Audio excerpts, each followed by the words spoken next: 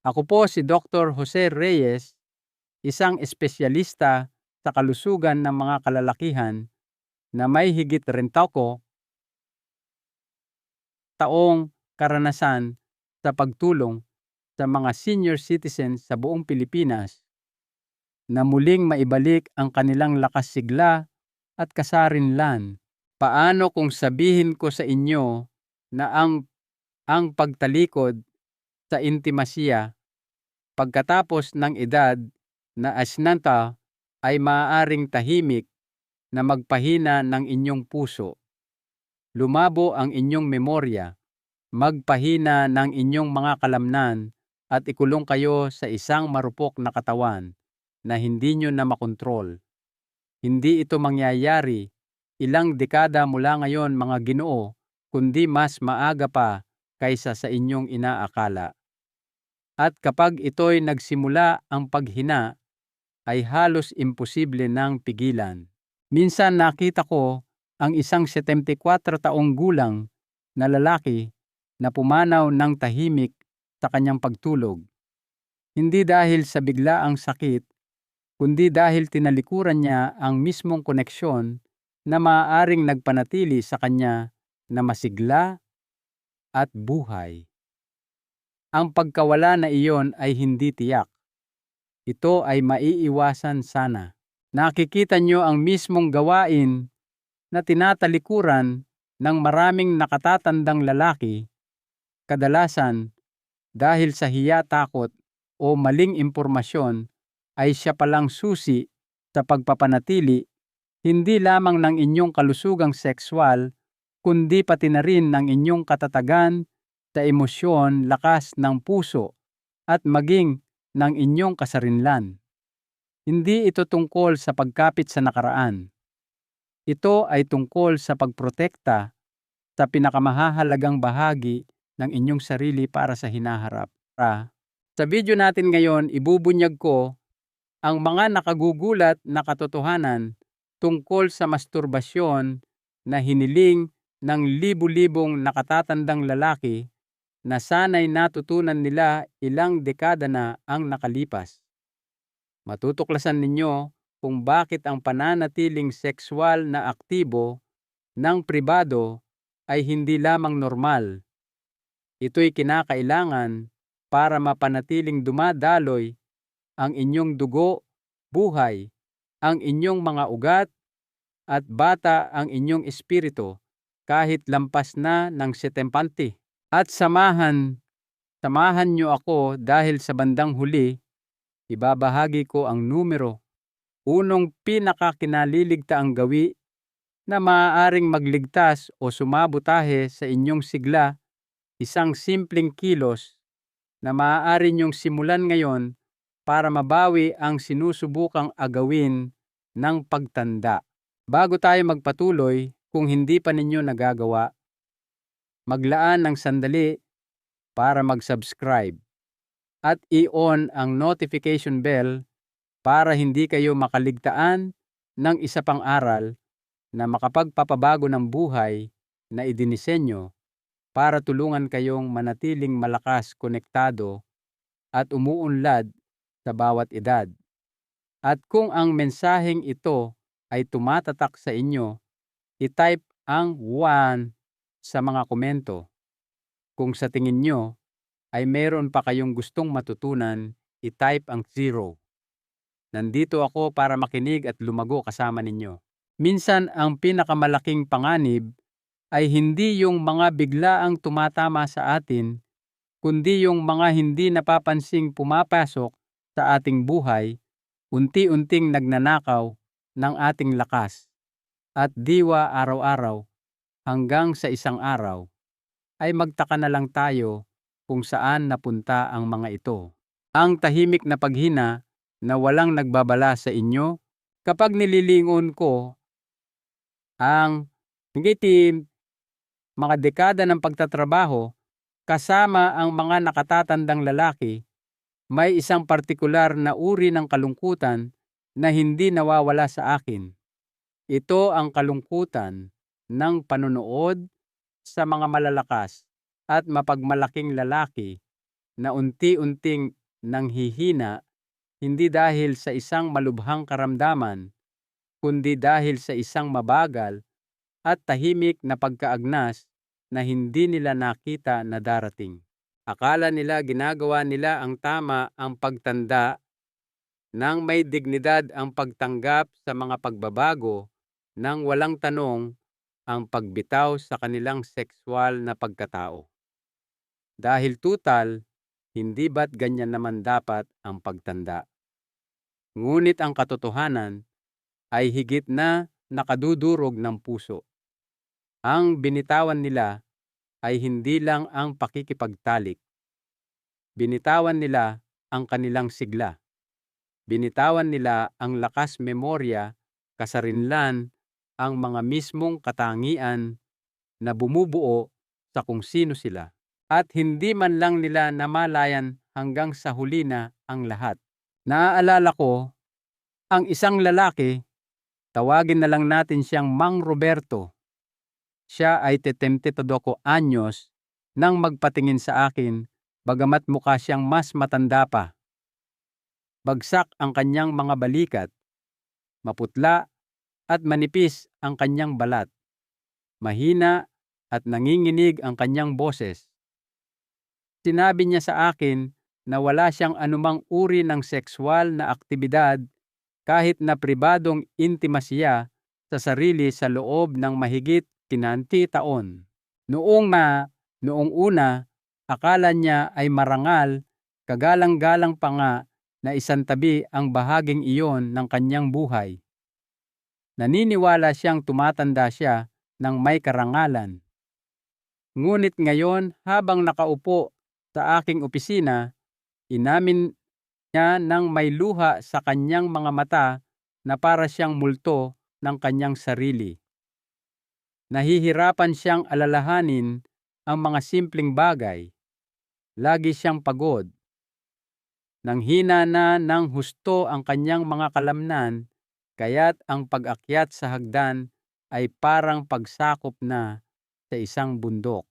Ang pinakamasakit sa puso ko ay nang marinig ko siyang bumulong. Hindi ko alam kung may nagsabi lang sa akin, kung pinanatili ko lang na buhay ang bahaging iyon ng aking sarili, siguro hindi ako nakaupo rito na parang kalahati na lang ng pagkatao ko ang natira. Ang kwento ni Mang Roberto ay hindi bihira. Ito ang nakatagong trahedya na nangyayari sa milyon-milyong buhay. Kung walang regular na sexual na stimulasyon, kung hindi pinananatiling buhay ang enerhiyang iyon, nagsisimulang isara ng katawan ang mga pangunahing sistema. Humihina ang daloy ng dugo. Nangangalay ang mga dulo ng ugat. Biglang bumabagsak ang mga hormon na sumusuporta sa tono ng kalamnan, kalinawan ng pag-iisip at katatagan ng emosyon. Ang pagbabago ay unti-unti, halos hindi mapapansin sa simula. Kaunting bawas sa lakas, kaunting pagiging makakalimutin, kaunting dagdag na pagod. Ngunit, sa paglipas ng panahon, lumalaki ito na parang bola ng niyebe. At sa oras na mapansin ng isang lalaki kung ano ang nangyayari, ang pinsala ay malala na at nakakatakot na mahirap nang baliktarin.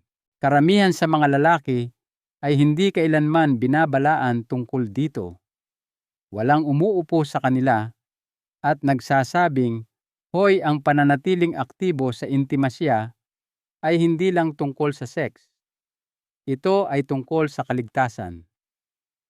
Sinasabi sa kanila ng lipunan na ang tunay na pagtanda ay nangangahulugan ng pagsuko sa bahaging iyon ng kanilang sarili.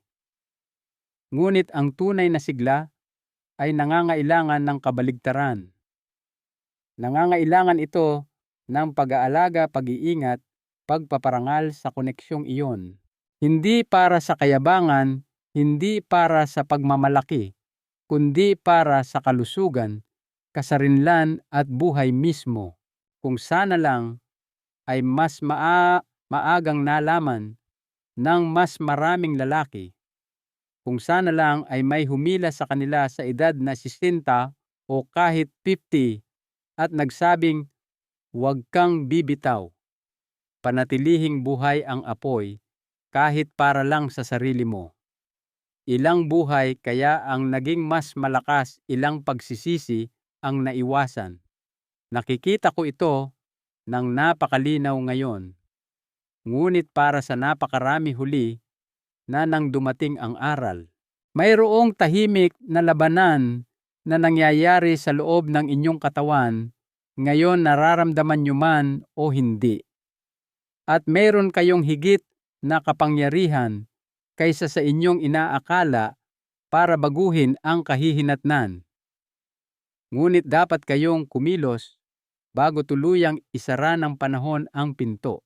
At kung kapangyarihan ang pag-uusapan, paano kung sabihin ko sa inyo na ang simpleng gawain na iniiwasan ng maraming nakatatandang lalaki, ang mismong bagay na pinaniniwalaan nilang hindi na kinakailangan, ay siya palang susi sa pagpapanatiling buhay at masigla ng puso, utak at diwa. Manatili kayong kasama ko dahil susunod, ipapakita ko kung bakit ang masturbasyon ay hindi lamang tungkol sa kasiyahan. Ito ay tungkol sa pagprotekta sa inyong kinabukasan. Bakit ang masturbasyon ay hindi lamang tungkol sa sex? Ito'y tungkol sa kaligtasan. Sa halos buong karera ko, pinanood ko ang mga lalaking ituring ang kanilang sexualidad na parang isang optional na bahagi ng kanilang pagkakakilanlan. Isang bagay na tahimik na itatabi kapag tumawid na sila sa isang partikular na edad, tulad ng isang damit na hindi nakasya. Ngunit ang hindi nila namamalayan, ang labis kong hinahangad na sanay mas maagang naituro sa mas maraming lalaki, ay ang kanilang sexualidad ay hindi kailanman tungkol lamang sa intimasya o kasiyahan. Ito ay isang kritikal na bahagi ng kanilang kaligtasan, kanilang lakas at kanilang kalinawan sa pag-iisip. Ang pagkawala nito ay hindi kailanman dapat maging bahagi ng malusog na pagtanda. Ang pagsuko nito ng walang laban ay hindi kailanman ang plano ng kalikasan para sa kanila. Naaalala ko ang isang pag-uusap namin ng isa pang pasyente, si Ka Frank, isang retiradong bumbero na ipinagmamalaki ang kanyang katatagan. Sa edad na 80, mukha pa rin siyang malakas, ngunit inamin niyang may nawala sa kanya na mas malalim, isang kislap, isang sigla na hindi niya maipaliwanag. Sinabi niya sa akin na tinalikuran na niya ang lahat ng uri ng sexual na aktibidad. Ilang taon na ang nakalipas. Iniisip na iyon ang ginagawa ng isang marangal na nakatatandang lalaki. Ngunit kasabay ng pagkawala na iyon, nagsimula siyang makapansin ng ibang mga bagay na nawawala, isang gumagapang na pagod, isang kalabuan sa kanyang pag-iisip, isang banayad na panghihina sa kanyang mga binti. Noong una, ipinagwalang bahala niya ito bilang normal na pagtanda. Nang mapagtanto niyang may mali, parang huli na ang lahat. Habang nakaupo sa tapat ko, umiling siya at sinabing, kung may nagsabi lang sa akin, kung naunawaan ko lang kung ano talaga ang nangyayari, hindi ko sana hahayaang manghina ako ng ganito. Nakikita nyo, ang masturbasyon ay hindi isang luho na tira-tira mula sa kabataan. Ito ay isang biolohikal na ehersisyo, isang gawaing pang-maintenance. Sa bawat pagkakataon na ginagawa ninyo ito, pinasisigla ninyo ang daloy ng dugo sa mahahalagang tissue, pinananatiling malambot ang mga arterya at tumutugon ang mga ugat. Naghahatid kayo ng oxygen at sustansya sa mga bahaging lubhang nangangailangan nito para manatiling buhay. Pinapagana ninyo ang mga landas ng hormone na tumutulong mapanatili ang tono ng kalamnan, protektahan ang paggana ng memorya, at mapanatili ang katatagan ng emosyon. Kung walang ganoong stimulasyon, ang mga sistemang iyon ay nangangalay tahimik at tuloy-tuloy. Una, nawawalan kayo ng lakas na hindi nyo man lang alam na nawawala. Pagkatapos nawawala ang talas ng isip. Sa kalaunan nawawala ang kasarinlan na dating nagbigay kahulugan sa inyo. Nakadudurog ng puso kung gaano kakaunting lalaki ang nakakaalam nito. Sila'y pinaniniwala na ang pagtigil ay marangal na ang pagsuko ay kagalang-galang. Ngunit walang marangal sa pagpapabaya sa inyong katawan na mas mabilis na masira kaysa sa nararapat. Walang kagalang-galang sa pagkawala ng mga piraso ng inyong sarili na maaaring nailigtas sana sa pamamagitan ng isang bagay na kasing natural, kasing simple ng pagpapanatiling buhay ng inyong intimasya kahit para lamang sa inyong sarili, kahit sa mga pribadong sandali ng pag-iisa.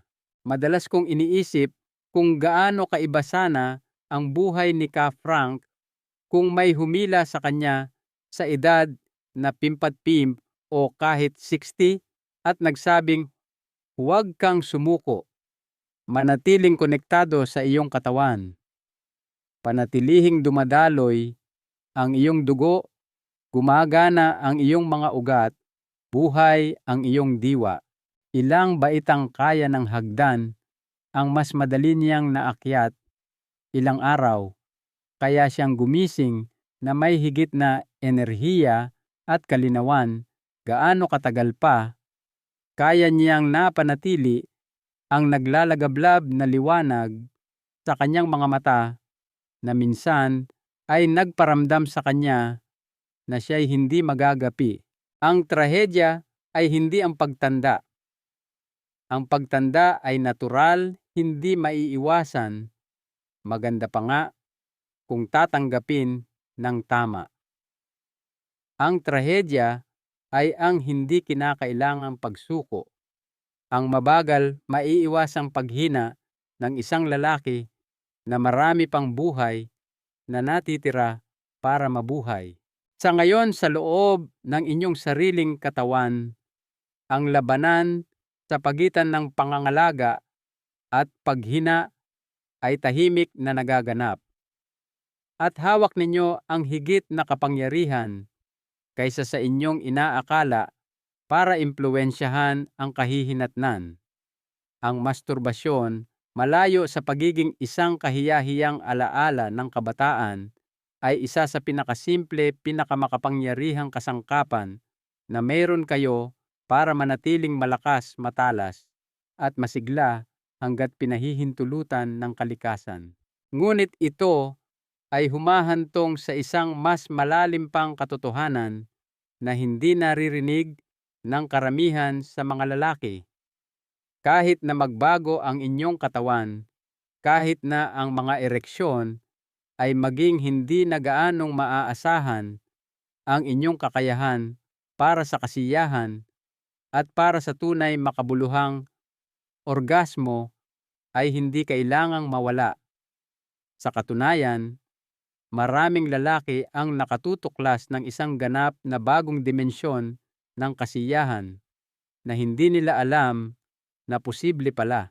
Manatili kayong kasama ko dahil susunod sisirain natin ang isa sa pinakamalaking mito na nagkukulong sa mga nakatatandang lalaki sa hiya at bubuksan ang isang bagong pag-unawa sa kung ano talaga ang kayang gawin ng inyong katawan. Maaari ka pa ring makarating sa orgasmo kahit walang perpektong ereksyon. Isa sa pinakamalupit na mito na nakita kong nagnakaw ng pag-asa mula sa mga nakatatandang lalaki ay ang ideya na kung hindi na sila makakamit ng isang matigas na ereksyon, tapos na ang kanilang mga araw ng kasiyahan. Nakadudurog ng puso kung gaano karaming malalakas at may kakayahang lalaki ang sumusuko sa kasinungalingang iyon, naniniwalang pinagtaksilan sila ng kanilang katawan na sila'y sira na at hindi na maaayos. Tinalikuran nila ang isa sa pinakamalalim na mapagkukunan ng koneksyon, saya at sigla sa buhay, hindi dahil kailangan, kundi dahil walang nagsabi sa kanila ng katotohanan. Naaalala ko ang isang pasyente, si Mang Dado, isang dating marino na may kapit na parang bakal kahit sa kanyang mga huling taon ng edad 60. Nakaupo siya sa aking opisina, isang maulan na hapon, nakatingin sa labas ng bintana. Ang kanyang boses ay halos pabulong lamang nang sabihin niyang, "Dok, tapos na para sa akin." Hindi ko na magawa ang dati kong ginagawa. Palagay ko, wala na ang bahaging iyon ng buhay ko. Dahan-dahan ko siyang tinanong kung may nagpaliwanag na ba sa kanya na ang orgasmo at ereksyon ay dalawang magkaibang proseso, na ang isang buo at matigas na ereksyon ay hindi kinakailangan para sa orgasmo, na ang kanyang katawan ay may potensyal pa ring makaramdam ng malalim na kasiyahan. Lumingon siya at tumingin sa akin na may halong hindi paniniwala at isang bagay na mas malalim. Isang kirot, isang dalamhati para sa lahat ng taon na ginugol niya sa pag-iisip na tapos na siya, gayong sa katotohanan, siya ay nagkamali lamang ng impormasyon. Ang realidad ay ang mga daan patungo sa kasiyahan ay nananatiling buhay ng mas matagal kaysa sa inaakala ng karamihan sa mga lalaki. Kahit na magbago ang mekanismo ng katawan, kahit na ang mga dati at pamilyar na tugon ay mag-evolve, ang kakayahan para sa orgasmo ay madalas na nagpapatuloy. Minsan, nangangailangan ito ng kaunting dagdag na pasensya, kaunting dagdag na paggalugad, kaunting dagdag na tiwala sa sarili mong katawan. Ngunit nariyan ito naghihintay na parang baga sa ilalim ng abo, handang magliyab muli kung maniniwala ka lamang na posible ito. Nakapanlulumo. Isipin kung gaano karaming lalaki tulad ni Mang Dado ang gumugol ng mga taon, kahit dekada, sa pagluluksa sa isang pagkawala na hindi naman talaga nawala. Lumayo sila sa kanilang sarili, sa kanilang mga partner, sa intimasya, pasan-pasan ang mabigat na dalahin ng hiya at pagbibitiw na hindi dapat naging kanila. Lahat dahil walang nagsabi sa kanila ng simple at nagpapalayang katotohanan. May kakayahan ka pa. Buo ka pa. Ang iyong kakayahang makaramdam, kumonekta, makaranas ng saya, wala ni isa man dito ang nawala. Nagbago lamang ito ng anyo. Kung nalaman lang ni Mang Dado nang mas maaga, kung naunawaan niya lang na hindi niya kailangang sukatin ang kanyang pagkalalaki sa tigas ng isang ereksyon, gaano kaiba kaya ang naging buhay niya. Ilang sandali ng tawanan, lambingan at pagiging malapit ang maaari sana niyang niyakap sa halip na itulak ang mga ito palayo sa tahimik na hiya. Gaano pa kaya naging masigla at kontento ang kanyang mga ginintuang taon. Ito ang dahilan kung bakit napaka-passionate kong pinag-uusapan ang mga paksang ito. Dahil sa likod ng bawat tahimik na lalaking sumusuko sa sarili ng maaga ay isang buhay ng mga alaala na maaari sana niyang nilikha. Isang mas mayaman, mas buong buhay na maaari sana niyang tinahak kung nabigyan lamang siya ng tamang impormasyon, tamang paghihikayat, tamang pag-asa. Nagbabago ang katawan. Iyan ay hindi maiiwasan.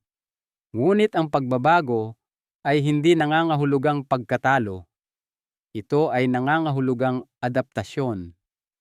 Ito ay nangangahulugang pag-aaral ng mga bagong paraan para kumonekta sa iyong sarili, para makaranas ng kasiyahan, para ipagdiwang ang kahangahangang katatagan na nananatiling buhay sa loob mo. Ang pagbibigay ng pahintulot sa iyong sarili na galugarin ang mga bagong dimensyong ito ay hindi kahinaan. Ito ay karunungan. Ito ay katapangan.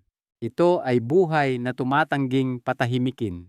At kung sa tingin mo ay makapangyarihan na ang muling pagbawi sa iyong kasiyahan, maghintay ka hanggang matuklasan mo kung ano ang ginagawa nito para sa iyong emosyonal na kalusugan. Dahil susunod, sisilipin natin ang mga nakatagong benepisyong emosyonal ng pananatiling sexual na aktibo at kung bakit ang pagpapabaya sa bahaging ito ng iyong sarili ay maaaring tahimik na sumira hindi lamang sa iyong kaligayahan kundi pati na rin sa iyong mismong kagustuhang mabuhay. Manatili kayong kasama ko dahil ang malalaman ninyo ay maaaring magbago ng tingin ninyo sa inyong sarili magpakailanman. Ang emosyonal na salbabida na kinaliligtaan ng karamihan sa mga nakatatandang lalaki, mayroong nakatagong halaga ang pagtalikod sa intimasiya na walang sino man ang nagsasabi. Hindi ito nakasulat sa mga polyetong nakukuha ninyo mula sa inyong doktor. Hindi ito ibinubulong ng mga kaibigan. Gayunpaman paulit-ulit ko itong nakita na nangyayari sa buhay ng mabubuting lalaki na akala nila ay tinatanggap lamang nila ang natural na takbo ng pagtanda. Ang hindi nila namamalayan ay sa pagpapabaya nilang mawala ang kanilang buhay. Intimo, hindi lamang pisikal na kasiyahan ang nawawala sa kanila. Pinuputol nila ang isa sa pinakamalalim na emosyonal na salbabida na nagpapanatiling buhay sa diwa ng tao. Naiisip ko si Mang Jorge, isang byudo na unang dumating sa aking opisina noong siya'y nasa unang bahagi ng kanyang 70s. Hindi siya may sakit sa tradisyonal na paraan. Tumitibok pa ang kanyang puso, sapat pa ang lakas ng kanyang mga baga, ngunit may kalungkutan sa kanya, isang hungkag na pakiramdam na halos hindi kayang hawakan ng mga salita. Sinabi niya sa akin na pagkamatay ng kanyang asawa, wala na siyang nakitang punto sa pagpapanatili ng anumang uri ng sexual na aktibidad, kahit na pribado. Parang mali, sabi niya. Parang makasarili. Kaya't hinayaan niyang malanta ang bahaging iyon ng kanyang sarili, naniniwalang iyon ang marangal na gawin. Noong una, hindi niya napansin ang pagbabago. Kaunting dagdag na pagod, ilang gabi pang hindi mapakali, kaunting bawas sa motibasyon na bumangon at harapin ang araw. Ngunit habang ang mga buwan ay naging mga taon, na tagpuan ni Mang Jorge ang sarili na nakikipagbuno sa mga alon ng kalungkutan at lungkot na tila nagmumula sa kung saan. Sinubukan niya ang mga libangan, mga social club, kahit mga grupo sa simbahan, ngunit walang pumuno sa tahimik na kirot na nagugat ng malalim sa kanyang kalooban. Sinabi niya sa akin, isang araw, nanginginig ang boses. Akala ko ginagawa ko ang tama. Hindi ko alam na unti-unti ko na palang pinapabayaan na mamatay ang sarili kong ilaw. Sinasabi na ngayon sa atin ng agham ang alam na ng puso ni Mang Jorge. Ang regular na sexual na aktibidad kahit na mag-isa ay tumutulong na ayusin ang mga stress hormone ng katawan, nagpapalakas ng mga natural na feel-good na kemikal tulad ng dopamine at oxytocin at nagtataguyod ng katatagan sa emosyon. Hindi lamang ito tungkol sa pakiramdam na mabuti sa sandaling iyon. Ito ay tungkol sa pagpapanatiling matalas ng isip, bukas ng puso, at nakikibahagi ang diwa sa buhay. Kung walang ganoong stimulasyon, ang kimika ng katawan ay kumikiling patungo sa depresyon, pagkabalisa, pag-iisa. Nagiging mas mahirap makahanap ng saya sa mga simpleng bagay, mas mahirap bumangon mula sa mga kabiguan, mas mahirap manatiling konektado sa mundo sa paligid mo. Hindi ko na mabilang kung ilang lalaki ang umamin sa akin, madalas, sa garalgal at nahihiyang tono na pakiramdam nila ay invisible sila pagkatapos ng 65, 70, 7. Naniniwala sila na ang kanilang kabuluhan, ang kanilang kaugnayan, ang kanilang mismong pagiging buhay ay kumupas na. Gayunpaman, paulit-ulit kong nakita ang mga mismong lalaking iyon na muling nagkamit ng isang masigla at makabuluhang buhay nang maglakas loob silang kumonekta muli sa kanilang sarili sa pinaka-primal at makataong paraan. Hindi sa pamamagitan ng paghahabol sa isang imposibleng pantasya ng kabataan, kundi sa pamamagitan ng pagpaparangal sa mga pangangailangan ng katawan at kaluluwa na nananatiling buhay na buhay kahit na sinasabi sa kanila ng mundo na dapat ay matagal na silang nailibing. Kung nalaman lang ni Mang Jorge nang mas maaga na ang pag-aalaga sa kanyang buhay intimo ay hindi pagtataksil sa kanyang pagluluksa, hindi isang makasariling gawain, kundi isang malalim na anyo ng paggalang sa sarili at emosyonal na kaligtasan, gaano kayang sakit ang naiwasan niya? Gaano pa kaya katagal niyang nadala ang kislap ng saya sa kanyang mga mata sa halip na sumuko sa mabigat at kulay abong katahimikan na kalaunan ay bumalot sa kanya. Ang tunay na trahedya ay hindi ang pagtanda ng mga lalaki. Ito ay ang itinuturo sa kanila na tumanda sa pamamagitan ng pagputol sa kanilang sarili mula sa mismong mga salbabida na nagpapanatili sa kanilang ganap na pagiging tao. Ngunit hindi kailangang maging ganoon. Kahit ngayon nasaan ka man sa iyong paglalakbay, hindi pa huli ang lahat para piliin ang koneksyon kaysa sa pag-iisa, ang sigla kaysa sa pagsuko.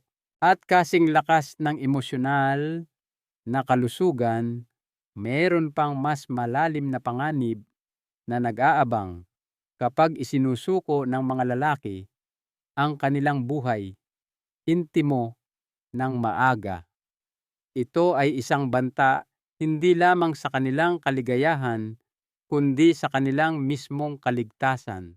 Sa susunod na bahagi, ibubunyag ko ang dalawang tahimik na puwersa na mabilis na nagpapabilis sa pisikal na paghina sa mga nakatatandang lalaki at kung paano ang pananatiling konektado sa iyong katawan ay maaaring mga hulugan ng pagkakaiba sa pagitan ng pag-unlad at simpleng pag-iral lamang.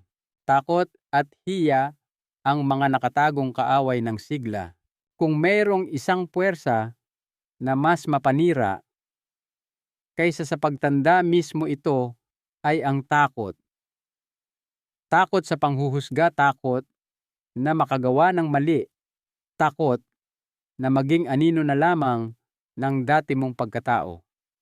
At kasama ng takot ay dumarating ang hiya, ang tahimik na magnanakaw na nagnanakaw ng sigla ng isang lalaki bago pa man ito magawa ng edad.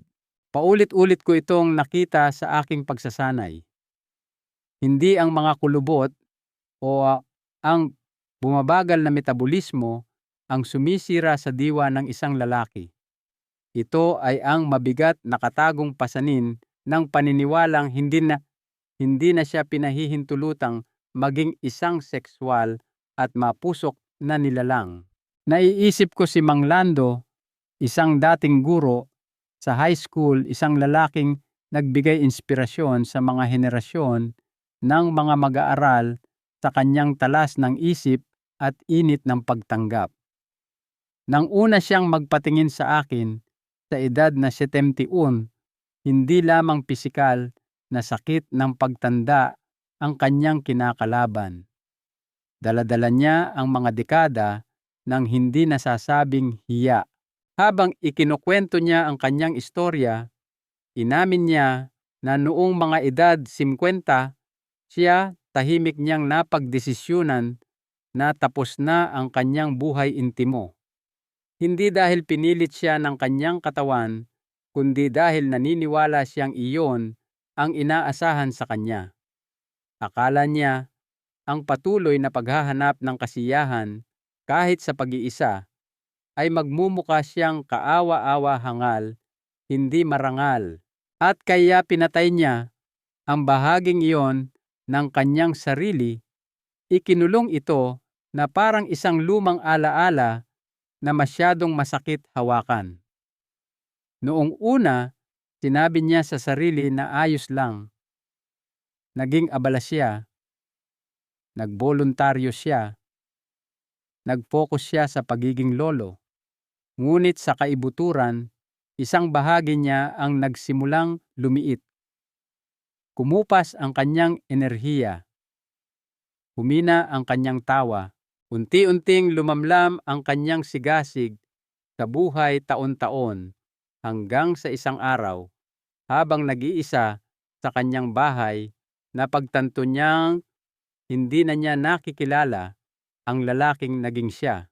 Sinabi niya sa akin habang tumutulo ang luha sa kanyang mukha, akala ko ginagawa ko ang dapat gawin ng isang mabuting lalaki. Akala ko tumatanda ako ng may dignidad. Ngunit ang totoo, pinabayaan ko ang sarili ko.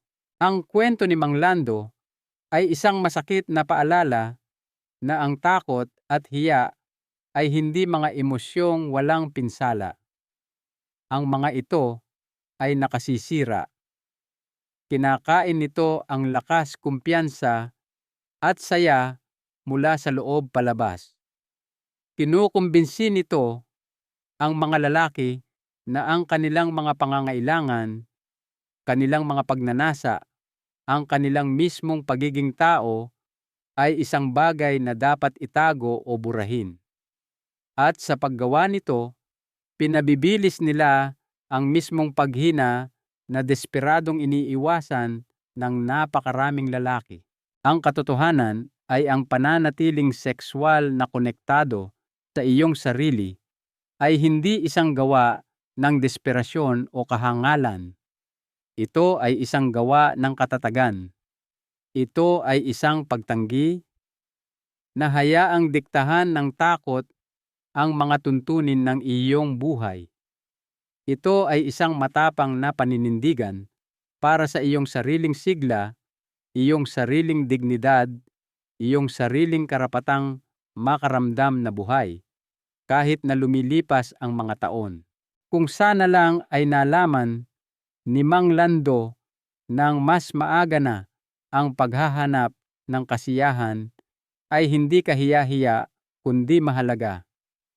Kung sana lang ay naunawaan niya na ang pagpaparangal sa natural na mga udyok ng kanyang katawan ay hindi pagtataksil sa edad kundi isang pagdiriwang ng buhay. Gaano pa kayang tawanan ang pumuno sana sa kanyang mga araw, gaano pa kayang mga sandali ng koneksyon ng panloob na apoy ang nadalasanan niya sa dapit hapon ng kanyang mga taon. Bawat lalaking tahimik na nagtabi ng kanyang mga pagnanasa ay kailangang marinig ito. Ang iyong sigla ay hindi isang bagay na dapat mong isuko para matugunan ang mga inaasahan ng mundo.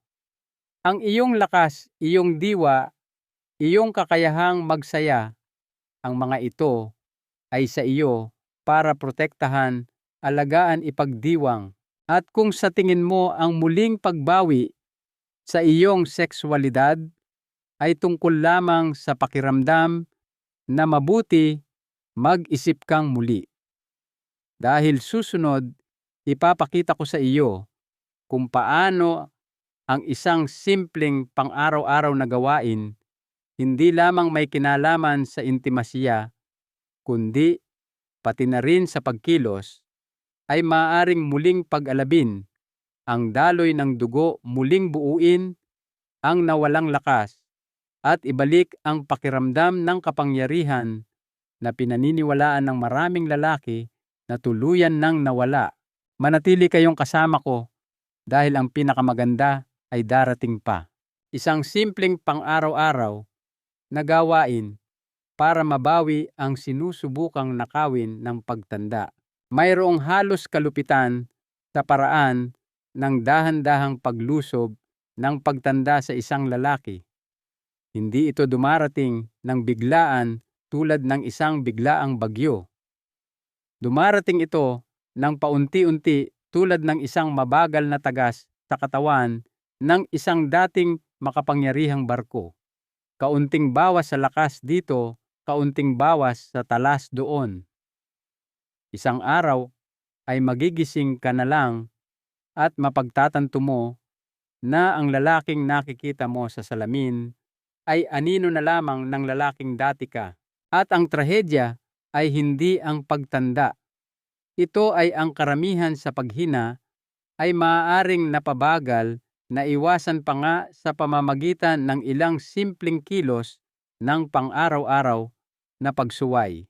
Naiisip ko ang pasyente kong si Tata Sammy, isang retiradong karpintero na may mga kamay na dating nagtayo ng mga bahay at kumalong sa mga apo nang may parehong lambing. Nang lumapit siya sa akin, sa edad na 75, kinakaharap niya ang tinatawag niyang mabagal na pagsuko. Naninikip ang kanyang mga binti pagkatapos lamang ng ilang hakbang. Nanghina na ng husto ang kanyang kapit, kaya't nahihirapan siyang buksan ang mga garapon. Ang kanyang dating maliwanag na diwa ay pinalamlam ng ulap ng pagkadismaya at pagbibitiw. Nang kami mali mag-usap, inamin niya ang isang bagay na madalas kong marinig. "Dok," sabi niya basag ang boses, "huminto na lang ako sa pagkilos. Huminto ako sa paghawak. Huminto ako sa paggawa ng anumang nagpapaalala sa akin ng dati kong pagkatao.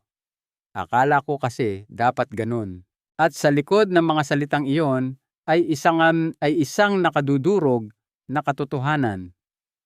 Hindi natalo si Tata Sammy ng edad. Natalo siya ng kawalan ng pagkilos. Ang hindi alam ni Tata Sammy at ng napakarami pang ibang lalaki ay ang katawan ay kapansin-pansing mapagpatawad kung sasalubungin mo ito sa gitna. Kahit pagkatapos ng mga taon ng pagpapabaya, ang pinakamaliliit na hakbang tungo sa muling pagkonekta ay maaaring magpasiklab ng malalalim na pagbabago. Ang pagkilos, banayad, maingat sinasadyang pagkilos, kasama ng pribadong intimasya, kahit minsan o 2 beses sa isang linggo, ay maaaring muling paandarin ang mga makina ng daloy ng dugo, muling gisingin ang mga natutulog na ugat at magsenyas sa katawan na kailangan pa ito, buhay pa ito. Hindi ito nangangailangan ng pagtakbo ng marathon o pagbuhat ng mabibigat na bagay.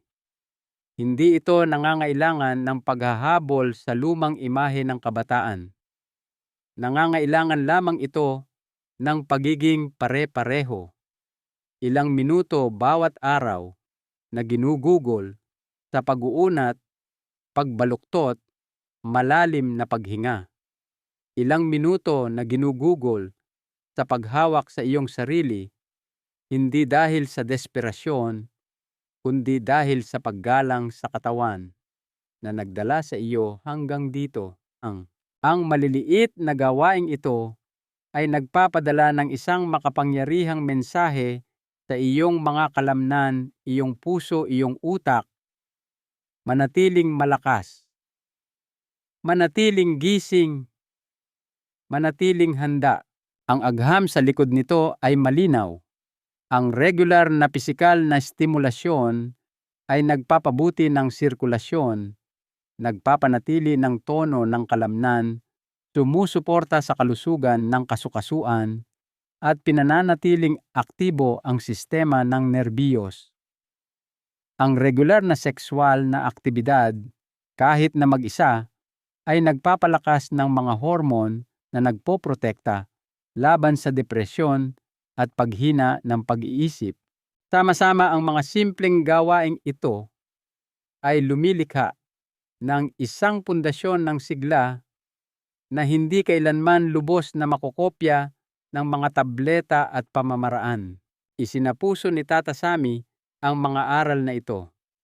Nagsimula siya sa maliit isang pang-araw-araw na paglalakad sa paligid ng blok, ilang magaang na pag-uunat at pagpapahintulot sa sarili na muling kumonekta sa kanyang sariling katawan sa paraang hindi niya pinangahasan sa loob ng maraming taon. Sa loob ng ilang buwan, bumalik ang kanyang enerhiya, gumanda ang kanyang kalooban. Mas madalas siyang ngumiti, mas malakas siyang tumawa. Naging ayon sa kanya, mas ako ulit. At sa tuwing naiisip ko siya, nararamdaman ko ang halo-halong pagmamalaki at kalungkutan. Pagmamalaki sa kanyang nabawi, kalungkutan na gumugol siya ng napakaraming taon sa paniniwalang wala siyang karapatang ipaglaban ito.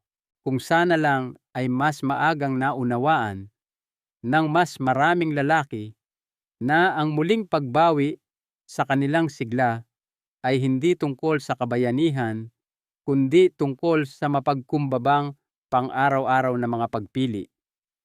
Kung sana lang ay napagtanto nila na ang lakas ay hindi nawawala ng magdamag. Isinusuko ito ng paunti-unti at maaari itong bawiin sa parehong paraan. Ngunit may isa pang piraso sa palaisipang ito na nag-uugnay sa lahat. Dahil ang pananatiling malakas, pananatiling konektado, at pananatiling buhay sa bawat kahulugan ng salita ay nakasalalay sa pagkilala sa isang panghuling katotohanan tungkol sa tahimik na epekto ng pag-iisa at ang pambihirang kapangyarihan ng koneksyon na magpagaling. Manatili kayong kasama ko dahil ang susunod ninyong matutuklasan ay maaaring magbigay ng bagong kahulugan sa kung paano ninyo tatahakin ang mga darating na taon. Mga huling salita bago tayo magpatuloy. Habang nakaupo ako rito at nagninilay-nilay sa hindi mabilang na mga kwentong narinig ko sa paglipas ng mga taon, napagtanto ko na ang pagtanda ay hindi ang kaaway. Ang tunay na kaaway ay ang mabagal tahimik na pagsuko sa pag-iisa. Ang tahimik na pagpili na kumalas mula sa iyong katawan, iyong mga pagnanasa, iyong mismong pakiramdam na buhay. At karamihan sa mga lalaki sa kasamaang palad ay ginagawa ang pagpiling iyon hindi dahil gusto nila, kundi dahil naniniwala silang iyon ang inaasahan sa kanila. Walang nagsasabi sa kanila na Ang mas malalim na halaga ng pagbitaw ay hindi lamang pisikal na kahinaan, kundi emosyonal na kalungkutan, isang uri ng espiritual na pagkupas na mas mahirap baligtarin kaysa sa anumang pagkawala ng kalamnan o pagkalimot. Naiisip ko si Lolo Nardo, isang pasyente na lumapit sa akin sa edad na 78. Sa papel ayos naman siya, sapat ang lakas ng kanyang puso, disente ang kanyang mga resulta sa laboratorio. Ngunit nang umupo siya sa tapat ko, may kabigatan sa kanyang mga mata, isang bigat na hindi masusukat ng anumang medikal na pagsusuri. Inamin niya na sa paglipas ng mga taon, huminto na siya sa paghahanap ng koneksyon, hindi lamang sexual na koneksyon, kundi lahat ng koneksyon. Huminto na siya sa pakikipag-ugnayan sa mga kaibigan, huminto na sa paglalaan ng oras para sa tawanan, para sa pagiging malapit, para sa haplos. Naniniwala siya, tulad ng napakaraming lalaki sa kanyang henerasyon, na marangal ang tumanda ng may katatagan na tiisin ang kalungkutan ng may tahimik na dignidad. Ngunit sa loob si Lolo Nardo ay unti-unting namamatay sa paraang hindi matutukoy ng anumang stethoscope. Buhay ang kanyang katawan, ngunit ang kanyang diwa ay lumiliit araw-araw. Sinabi niya sa akin na madalas siyang umuupo sa tabi ng bintana ng maraming oras pinanonood ang pagdaan ng mundo. Pakiramdam niya ay mas multo siya kaysa tao. At nang sa wakas ay sinabi niyang, sana mas lumaban pa ako para manatiling konektado. Sana nalaman kong mahalaga pala iyon. May sakit sa kanyang boses na hindi ko malilimutan. Mahalaga iyon. Mas mahalaga kaysa sa napagtatanto ng karamihan sa mga lalaki, hanggang sa pakiramdam nila ay huli na ang lahat. Ang mga tao ay hindi nilikha para mabuhay sa pag-iisa. Ang ating mga katawan, ating mga puso, ang ating mismong kaluluwa ay nakakabit para sa koneksyon, para sa haplos, para sa pagiging malapit, para makita at pahalagahan. At kapag ipinagkakait natin sa ating sarili ang mga pangunahing pangangailangang pantao na iyon, hindi tayo nito pinalalakas. Pinahihina tayo nito. Ninanakawan tayo nito, hindi lamang ng saya, kundi ng katatagan, ng enerhiya at kagustuhang patuloy na lumaban para sa isang buo at masiglang buhay. Kung nalaman lang ni Lolo Nardo ng mas maaga, kung naunawaan niya lang na ang pagpapanatili ng intimasya sa pamamagitan man ng mga relasyon, sa pamamagitan ng koneksyon sa sarili, sa pamamagitan ng simpleng mga gawa ng pakikipag-ugnayan, ay hindi makasarili o kahangalan, kundi mahalaga. Ilang taon pa kaya ng tunay na pamumuhay ang natamasa niya? Ilang paglubog pa kaya ng araw ang napanood niya ng may pusong puno ng pasasalamat sa halip na tahimik na kalungkutan? Ilang sandali pa kaya ng tawanan ng init ng layunin ang pumuno sana sa mga puwang na sa halip ay nanlamig at nanatiling hungkag? Ngunit narito ang katotohanan. Hindi pa huli ang lahat. Gaano man karaming taon ang lumipas, gaano man karami ang pakiramdam mong nawala ang pinto patungo sa sigla sa koneksyon sa kahulugan, ay bukas pa rin. Nangangailangan lamang ito ng isang hakbang, isang pagpili na muling kumonekta, na makipag-ugnayan, na parangalan ang mga bahagi ng iyong sarili na nananabik pa ring mabuhay ng lubusan. Sa paglalakbay na darating, ibabahagi ko sa inyo ang nag-iisang pinakamakapangyarihang prinsipyo na natutunan ko tungkol sa pag-unlad pagkatapos ng 60, 70, 80 at higit pa.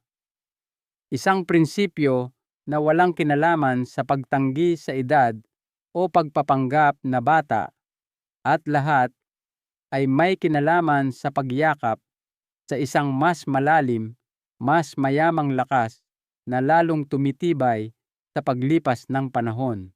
Manatili kayong kasama ko dahil ang susunod ay maaaring magbigay ng bagong kahulugan sa lahat ng inyong pinaniniwalaan tungkol sa pagtanda at magpakita sa inyo ng landas, hindi lamang para mabuhay, kundi para tunay na umunlad. Pangwakas na konklusyon, ang pagtanda ay hindi isang sentensya. Hindi ito ang katapusan ng sigla layunin o koneksyon. Ito ay isang transisyon, isa na maaaring sumipsip ng buhay mula sa isang lalaki o magbukas ng mga pinto sa isang mas malalim, mas matatag na lakas na hindi niya alam na taglay niya. Bawat kwentong narinig ninyo ngayon, sina Mang Roberto, Ka Frank, Mang Dado, Mang Jorge, Mang Lando, Tata Sammy, Lolo Nardo, ay nagdadala ng parehong aral. Ang tunay na trahedya ay hindi ang pagtanda. Ang tunay na trahedya ay ang pagsuko bago ang iyong oras. Hindi pa huli ang lahat. Hindi kailanman huli para bawiin ang mga bahagi ng iyong sarili na tahimik pa ring nag-aalab sa ilalim ng ibabaw. Hindi kailanman huli para igalaw ang iyong katawan, para hawakan ang iyong sariling balat ng may paggalang, para muling kumonekta sa enerhiya na palaging sa iyo. Hindi mo kailangang tukuyin ng paghina. Hindi mo kailangang tanggapin ang kalungkutan, kahinaan o pagkupas ng saya bilang hindi maiiwasan. May kapangyarihan kang tumayo sa iyong sarili sa mga maling paniniwalang itinuro sa iyo tungkol sa pagtanda, sa mga tahimik na kaaway ng takot at hiya.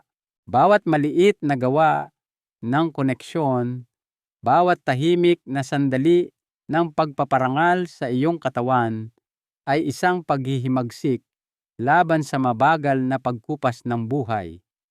Ito ay isang deklarasyon na nandito ka pa, malakas pa, karapat-dapat pa, sa alab sa sigla sa saya. Isang huling aral mula kay Dr. Reyes, ang pinakamahalagang aral na natutunan ko at inaasahan kong dadalhin ninyo ngayon ay ito: ang iyong halaga, iyong sigla at iyong kakayahan para sa saya ay hindi nakatali sa iyong edad o sa iyong pisikal na mga kakayahan, kundi sa iyong kahandaang manatiling konektado sa iyong katawan, sa iyong diwa at sa buhay mismo. Huwag hayaang kumbinsihin ka ng takot, hiya o mga makalumang ideya na kumalas. Piliin ang sigla. Piliin ang koneksyon. Piliin ang buhay bawat isang araw. Ang susunod na kabanata ng iyong buhay ay isinusulat pa. Hawak mo ang panulat. Piliing isulat ito ng may tapang, may intensyon at may matinding kaalaman na ang pinakamagagandang bahagi mo ay hindi nasa likuran mo. Naghihintay silang mabuhay ng lubusan at walang pag-aatubili ngayon din. Ang mga aral na ito ay nilalayong magbigay inspirasyon sa inyo na mamuhay ng lubusan at totoo. Ngayon, nais kong marinig mula sa inyo. Maglaan ng sandali para magnilay at ibahagi ang isang bagay na inyong natutunan at planong ilapat sa inyong sariling buhay. Suportahan natin ang isa't isa sa paglalakbay na ito tungo sa pagyakap sa mga katotohanan ito. Kung nakakita kayo ng halaga sa mensaheng ito mangyaring mag-iwan ng komento na may 1. Kung sa tingin ninyo ay may kulang o may iba pa kayong naiisip, huwag mag-atubiling magkomento ng 0. Malaki ang kahulugan ng inyong puna. Huwag kalimutang mag-subscribe para sa mas maraming nilalaman na tulad nito na idinisenyo para tulungan kayong umunlad sa bawat edad. Pakishare ito sa mga kaibigan o miyembro ng pamilya na maaaring makinabang sa pakikinig sa mensaheng ito.